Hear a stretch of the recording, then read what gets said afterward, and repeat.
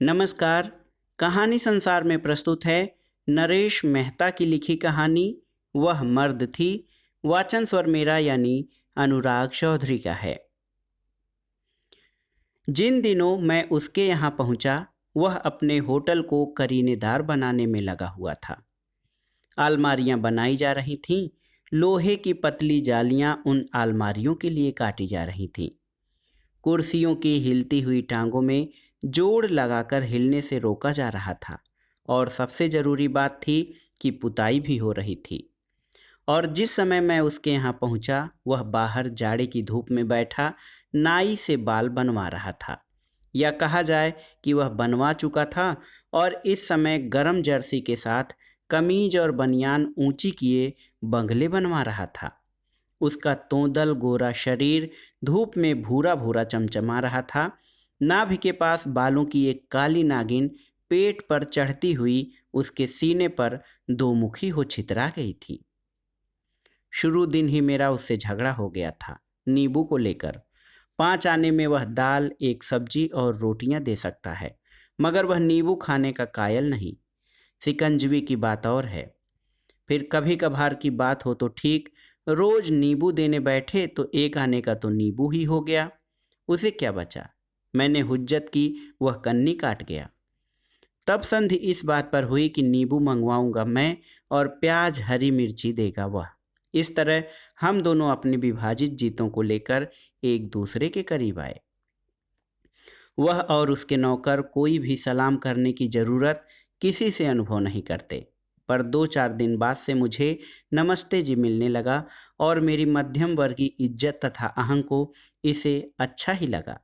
मुमकिन था कि इसी तरह बिना बोले चाले मैं उसके यहाँ खाता चला जाता। ज़्यादा दिनों की बात भी नहीं थी। घर के लोग बाहर गए थे, लेकिन उस दिन एक घटना घटी। घटना थी, उस दिन मैं रोज के देखते जल्दी ही आ गया था और अकेला बैठा खाना खा रहा था। मेरी रोटी खत्म हो गई थी और रोटी की आशा में चुप बैठा था।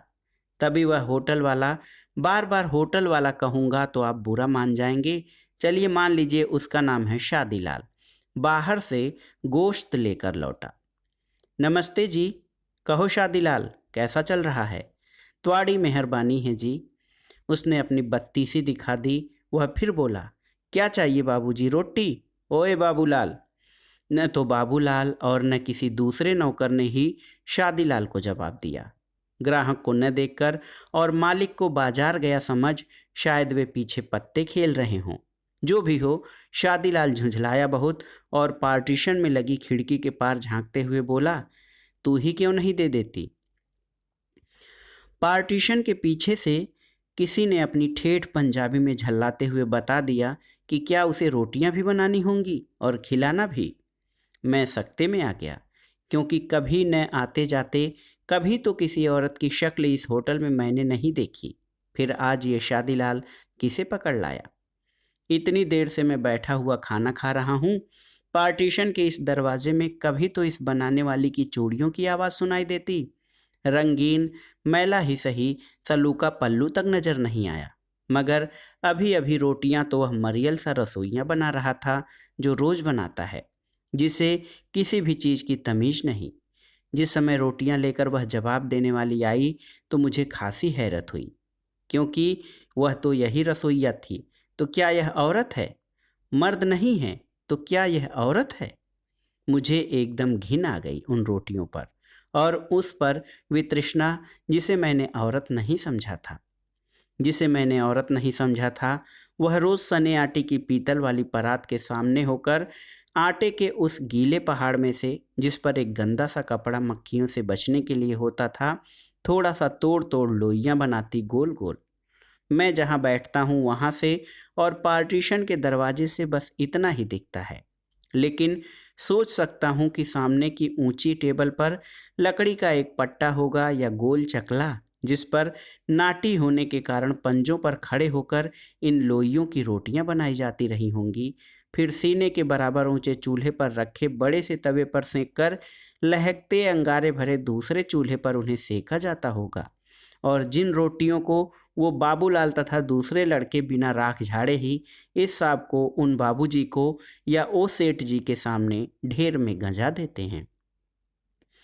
जिसे मैंने औरत नहीं समझा था वह नाटे कद की, बच्चों के बराबर मुंह गेहुआ, मुरझाया रंग, झुर्रियों भरा चेहरा, पतले हाथ और हड्डी भरी हथेलियां। उन हथेलियों की लकीरों में बर्तन साफ करते वक्त गिचगिची, कलासी, चीटी राख या रोटियां बेलते समय गीली लोई का आटा भर जाता है और जिसे वह पीतल की परात के ऊंचे किनारे से रगड़ कर निकालती है। फुर्सत के समय उन लकीरों में भाग्य या लक्ष्मी ऐसी ही चिपकती हैं या नहीं, नहीं मालूम। पैरों में लकड़ी की चट्टियाँ, बहुत ही कम घेर की गंदगी सफ़ेद सलवार जिस पर चीठी राख, धूल, हल्दी की पोछी हुई अंगुलियों के लंबे निशान, दाल तरकारियों के रंग बिरंगे धब्बे, नाड़े का झूमरदार फंदा लटकता हुआ, एक चींट की चुस्त देह से सटी कुर्ती जो दूर से ही क्या पास से भी देखने पर मैले कुर्ते सी, जिस पर छींट के नन्हे नन्हे फूल भी हैं। यह मुझे तभी मालूम हुआ जब मैंने उसे औरत समझा। छातियां मर्दों की सी, सिर पर एक बड़ी सी चादर नुमा कोई चीज फूली फूली बंधी हुई, गले में आंट देखकर जिसके दोनों पल्लू पीठ पर लंबे गिरे हुए, उसके चलने पर वे पल्लू हिलते। उन्हीं पल्लुओं से वह मुंह की राख झाड़ लेती, पसीना पोंछ लेती, शायद गर्मियों में पंखा भी उसी से कर लिया जाता हो, नाक साफ कर ली जाती, चूल्हा धौंक लिया जाता हो, यानी वे पल्लू दुनिया के हर मर्ज की दवा थे। हल्की बारीक भीगी मसें, पथराया ठंडे गोश्त सा चेहरा, मिट्टी में टीप की तरह दी गई वे पीली जर्द आंखें, और खाना मुझसे खाया नहीं गया। छी, कितनी गंदी औरत है यह जो रेटियां बेल रही है, अगर औरत है तो। और मुझे शादीलाल आदमी अच्छा नहीं लगा। अपने होटल में एक तो औरत रखता है और फिर इतनी गंदी। अरे ये होते ही ऐसे हैं, शायद ये औरत भी इस होटल की एक तरकारी हो। दूसरे होटल का मन में निश्चय करके मैं उस दिन एक रोटी कम खाकर उठ गया। इतना गंदा खाना खाकर तो उल्टा बीमार पड़ जाऊंगा। यह कमबख्त शादीलाल दूसरों से ज़्यादा नहीं तो बुरा भी नहीं कमाता, पर क्या मजाल कि इस बात की कोशिश भी करे कि गाहक नए आए। गरजमंद की बात न्यारी है, आएगा नहीं तो जाएगा कहाँ। पर कुछ अपना भी किया धरा होना चाहिए। बिस्कुट और बन, डबल रोटी तथा मक्खन के लिए एक दो जाली वाली अलमारियां बनवा लेने से होटल करीने के हो गए होते तो फिर सब ने कर लें। अंडे वाले, दूध वाले, छड़े दुकानदार या ऐरे गर्रे नत्थु खैरे आ गए तो बस हो गया काम। मक्खियाँ चीज़ों पर उड़ती रहेंगी, टेबलें साफ की जाएंगी और लोगों के कपड़ों पर जूठन गिरेगी ही गिरेगी। जरूरी बात है, चाहे आप सूट पहने हों या तहमद लपेटे हों, शादीलाल के यहाँ का तो यही दस्तूर है। रोटियां एक साथ प्लेटों में गंजा दी जाएंगी। गंदे गिचगिचे गिलासों में तिलकटा पानी टेबल पर जोर से पटक कर दिया जाएगा। किसी दूसरे को प्याज खाते देख आपके मांगने पर 2 बार अनसुना कर दिया जाएगा, और अगर लाया गया तो प्याज के साथ कंकड़ भी चबाइए। भला कोई पूछे तो इस शादीलाल से कि अगर इस सब पर आने वाले को शऊर भी न मिला तो कोई क्यों आएगा। आवाजें दीजिए, लौंडे हैं कि कानों में तेल डाले बैठे हैं। अब यह बात दूसरी है कि बेचारा 5 आने में खाना भी अच्छा दे और ऊपरी टीम टाम भी हो। खाना सस्ता भी है, तरकारियां बुरी नहीं देगा, खूब उबली होंगी, मसालों में पकाया भी। फिर शादीलाल कहता भी तो है, बाबूजी आलू भी गोश्त के माफक ही दूंगा, और उसकी आंखों में चमक आ जाती है। नान तो पहले बनाता था वह, मगर आज भी बड़ी बड़ी जगहों के मुकाबले कबाब अच्छे ही देगा। फिर 100 बात की एक बात, भाई शादीलाल नेक दिल है, लापरवाह जरूर है मगर मनमौजी और जीवट का है। वरना दिल्ली की रहास यूं ही आपत, और फिर क्या था इस बेचारे के पास। जान हो पहचान हो, कभी तो हिसाब पूछेगा नहीं, पैसे गिनेगा नहीं। हाथ धोकर मैं रुमाल से हाथ पोंछ रहा था कि वह बोली, वैसे वो किसी से कभी भी नहीं बोलती, बस बात की बात कर ली। बहुत हुआ तो क्यों बाबूजी, आज एक रोटी कम खाई, नहीं तो रोज के जितना ही तो खाया है। और नोट मैंने बाबूलाल को दिया। रोज तो तुसी 5 खाते हो जी, आज 4 है। लोई उसकी हथेलियों में सोचते हुए गोल हो रही थी। तुम्हारी रोटी बाबू कल से ठीक बनाएंगे।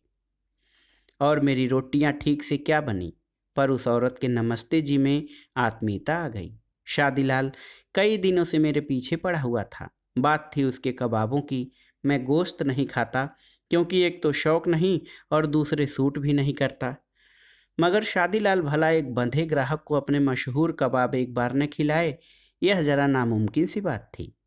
मुझे क्या पता था कि सीख कबाब में ज़्यादा परेशानी होती है या शामी कबाब में। पूछने पर कह दिया था, अच्छा शादीलाल, तो फिर सीख कबाब। तो पादशाओ सैटरडे नाइट रही पक्की, भूल नहीं जाना तुसी। अरे बाबूजी, तुसी भी याद करोगे और वाले शादीलाल नू। और वह टीन की कुर्सी पर बैठा बैठा अपनी पतली मूछें उमेटता रहा। शनिवार की रात जब मैं शादीलाल के होटल पहुंचा तो आज उसने बड़े जोर से नमस्ते जी झाड़ा। मंडी के कोने में ये होटल ही लाइटों से भरा था। बाकी दुकानों में कुछ में अंधेरा और कुछ में कम पावर के बल्ब पीली रोशनी दे रहे थे। लोग बाग बाहर दीवारों पर टंगी खाटे दुकानों में बिछाकर सुस्ता रहे थे। मेरे बहुत कहने पर भी शादीलाल साथ खाने नहीं बैठा। आज वह दिन भर कबाबों के पीछे ही पड़ा रहा। जब गोश्त को सीकों पर चढ़ाने की बात आई थी, तब श्री शादीलाल ने किसी दूसरे को उन्हें छूने नहीं दिया। आज की रोटियों के लिए आटा भी उसने अलग सनवाया था। उसने मनाही कर दी थी कि बाबू को आज कबाब के अलावा और कुछ न दिया जाए, कबाब और रोटियां। फूली फूली सफ़ेद लाल बंदूकियों भरी रोटियां आती रहीं और मैं मिर्च वाले सौंफ की खुशबू के कड़क सुर्ख कबाब खाता रहा। शादीलाल अपनी उसी चाय की भट्ठी के पास बैठा हुआ संतोष के साथ बीड़ी पी रहा था। खाते वक्त वह मुझसे आंखें मिलाने को भी तैयार नहीं था। मेरे बार बार बुलाने पर यही कहता रहा, पहले तो सिखा लो जी बादशाह हो, गलना फेर कर लांगे। रोटियां बनाते हुए उस औरत की आंखों में कितनी आत्मीयता थी। वे हड्डियां भरी हथेलियां मुलायम लोई पर बहुत हौले हौले घूमती। कैसे उम्दा सफ़ेद गरम फूलों सी रोटियों को उस औरत के हाथ जन्म दे रहे थे। बाबूलाल से मैंने कहा कि महाराजिन से कहो कि एक आखिरी रोटी जरा खूब सीकी सी बना दें। ओए ए, महाराजिन नहीं बाबूजी, मेरी माँ है। कबाब के बदले दांतों ने मेरी जीभ काट ली। गरम गरम कबाब मेरे तालू में जलने लगा। मैं अचकचाकर उस बाबूलाल को देख रहा था। छिले आलू में जैसे किसी ने दांत और आंखों के गड्ढे बनाकर कह दिया हो कि ये बाबूलाल है, और सबने उसे मान लिया है कि हाँ, वह सचमुच का बाबूलाल है। खांसते हुए शादीलाल ने वहीं से पूछा, एक ही हो या जी बादशाह हो बाबूलाल? बाबूलाल ने पंजाबी में शादीलाल को बताया कि बाबूजी ने माँ को महाराजिन समझा। सच ही मुझे इस बात पर स्वयं पर बहुत क्रोध भी आया कि मैंने ऐसा क्यों समझा, पर और समझता भी क्या। शादीलाल अब उठकर मेरे सामने आकर खड़ा हो गया था। उसके कानों की सोने की दोनों छोटी छोटी मुर्कियां बल्ब की रोशनी में चमक रही थीं। बाबूजी, तो आनी पत्ता नहीं, ये बाबूलाल मेरा लड़का है और वो मेरी बीबी। मुझे माफ़ करना शादीलाल। और मैं बिना कुछ कहे सुने होटल से भागा। छोटी छोटी लेनों में से पैर बढ़ाए घर की ओर बढ़ा जा रहा था। किसी के रेडियो से नेशनल प्रोग्राम हो रहा था। छोटे छोटे बंगलों के अहाते वाले फाटक, दरवाजे, खिड़कियां सब बंद थे। उजाल दानों से बंधी बंधी रोशनियां आ रही थीं। तेज ठंडी हवा सपाटे मारते हुई चल रही थी। दूर पर गोल चौराहों की लाल बत्तियां जल रही थीं। मैं अपने से भाग जाना चाहता था। दिमाग में उठते हुए प्रश्नों से मुंह छिपा लेना चाहता था। ठंडे कपड़ों में मेरा शरीर गरम भुरभुरा हो रहा था। रोंों की जड़ें तक फूल रही थीं। जिसे मैंने औरत नहीं समझा था, वह औरत भी है, पत्नी भी है और माँ भी है। शादीलाल उसका पति है और बाबूलाल उसका लड़का है। वो औरत उसकी माँ है। मगर ये औरत कैसी है? उसके लंबे बाल कहाँ हैं? पीठ पर पल्लुओं में हों, मगर छुपाने की क्या ज़रूरत है? जवान शादीलाल की जवान बीबी क्यों नहीं?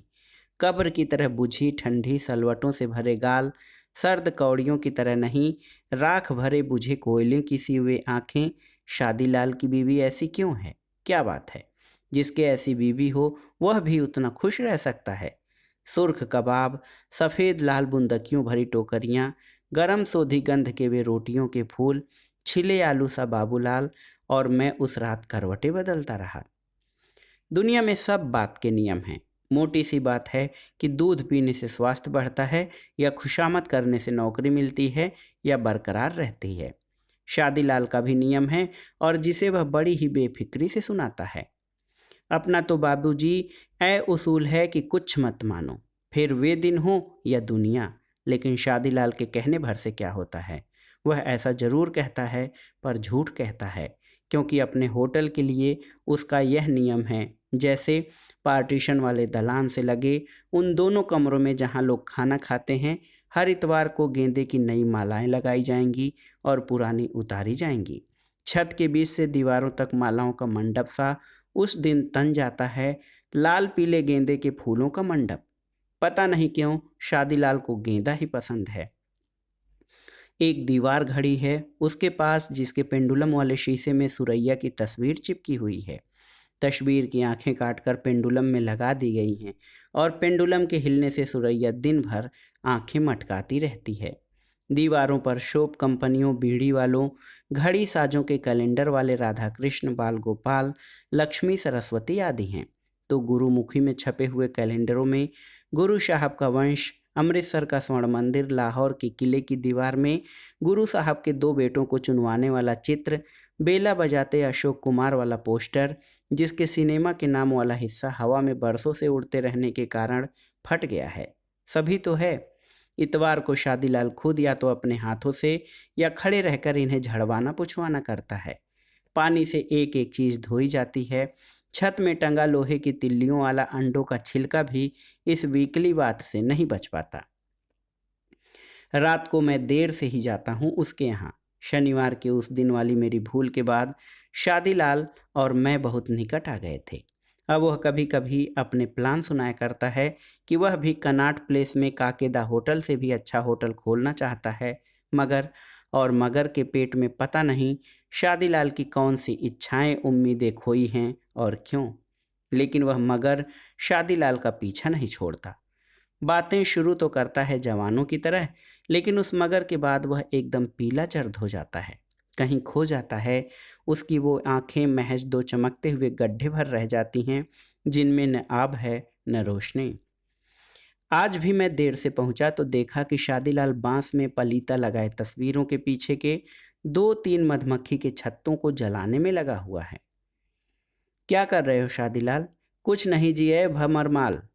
और मधुमक्खियां छोटी छोटी खिड़की से बाहर उड़ी जा रही थीं। शादीलाल बातूनी भी कम नहीं। दिल्ली की खुश्क सर्दियों में खाने के बाद लाल आंच में गरमाते हुए शादीलाल के साथ राबी और लौर की सैर भी कम दिलचस्प नहीं होती। घूम फिर कर बातें पार्टीशन के झगड़ों तक रोज होती थीं, उससे आगे नहीं।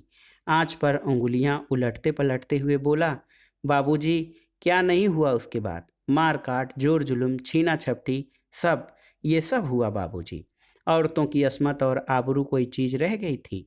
कुछ नहीं जी। ककड़ी के तोड़ने में तो टोटी तोड़ थोड़ी आवाज भी होती है, मगर उतनी भी आवाज नहीं हुई। मकान में जब आग लग जाती है ना जी, तब कैसी दीवारें काली काली और बदशक्ल हो जाती हैं, बस वैसे ही समझ लो जी। हमारे सबके जिस्म हो गए हैं जी, वैसे ही है तो हम सब बाबूजी। चप्पलों में ठिठुरते हुए अपने पैरों की आंच पर सेकते हुए मैंने कहा, हाँ भाई, मगर तुम तो सही सलामत आ गए ना। और वह हंसा, जैसे पेट में या पसलियों के पास कहीं बड़े जोर का जानलेवा दर्द उठा हो। अभी आपने जिंदगी देखी नहीं जी। याद है मैंने आपके लिए कितनी मोहब्बत से कबाब बनाए थे, और आपने मेरी बीवी को, बाबूलाल की माँ को, उस दिन महाराजिन कहा था। बाबूजी सच्ची कहता हूँ, बहुत गुस्सा आया था आप पर, बहुत ही ज़्यादा। नेजा मार देता जी। और मैं कांप गया। मेरी पिंडलियां फड़क रही थीं। वह हल्के हंसते हुए बोला, डरिए नहीं बाबूजी, किस्मत ही फूटी हो तो फिर क्या, जाने दीजिए जी। और उसने मेरे कंधे थपथपा दिए। अंगीठी की लाल आंच में उसका मुंह तपाए तांबे सा लग रहा था। शादीलाल, मुझे मालूम नहीं था, बहुत शर्मिंदा हूँ, माफ़ करना। उसकी बल्लेदार मजबूत बाहों वाली खुरदरी हथौलियों ने मेरी कलाइयाँ कसकर थाम ली। बाबूजी, माफ़ी की क्या बात है, पर एक बात हमेशा जी पसलियों में फंसी रहती है। और इतना कहकर वह चुप हो गया। शायद उसका दर्द और गुस्सा उन खुरदुरी हथेलियों में लोहे की तरह धात बन गया था। मेरी कलाइयाँ दर्द कर रही थीं। इसमें छुपाना क्या बाबूजी, ईमान की बात है। मेरी बीबी बेइज्जत की गई सरेआम और उसकी दोनों छातियाँ काट डाली। कलाइयों पर लोहे के पंजे गड़ रहे थे और पार्टीशन के उधर से सादीलाल की बीबी परात पर जोर से चिमटा बजाते हुए चीखी, ओए चुप कर, नैनू हो नहीं कुछ आंदा। कान पर रखी आधी जली बीड़ी पर शादीलाल का हाथ गया। मैं उठ पड़ा। शादीलाल की आंखें दो लाल उबलते तेल के तले के कुछ नहीं, बस वे आंखें फुफकार रही थीं। 10 बजे रात का कोहरा घना होता जा रहा था। सर्द हवा पेड़ों पर से कूद कूद सड़कों पर बेतहाशा दौड़ लगा रही थी। मेरे मुंह, हाथ पैर सब थीजे जमे जा रहे थे। मैंने जिसे औरत नहीं समझा था, छातियां कट जाने के बाद शायद फिर मां न बन सकी। दूध जो न उतरता होगा, उससे उसकी इज्जत और छातियां लेकर लोगों ने उसे मर्द बना दिया। बिना दूध की छातियों वाली शादीलाल की बीबी, बाबूलाल की माँ मर्द है। नहीं, कल से वहाँ नहीं जाऊँगा। तो दोस्तों, ये थी विभाजन की त्रासदी पर आधारित नरेश मेहता की एक अत्यंत ही मार्मिक कहानी, वह मर्द थी। कहानी आपको कैसी लगी हमें कमेंट बॉक्स में ज़रूर बताइएगा। कहानी सुनने के लिए धन्यवाद दोस्तों। नमस्कार।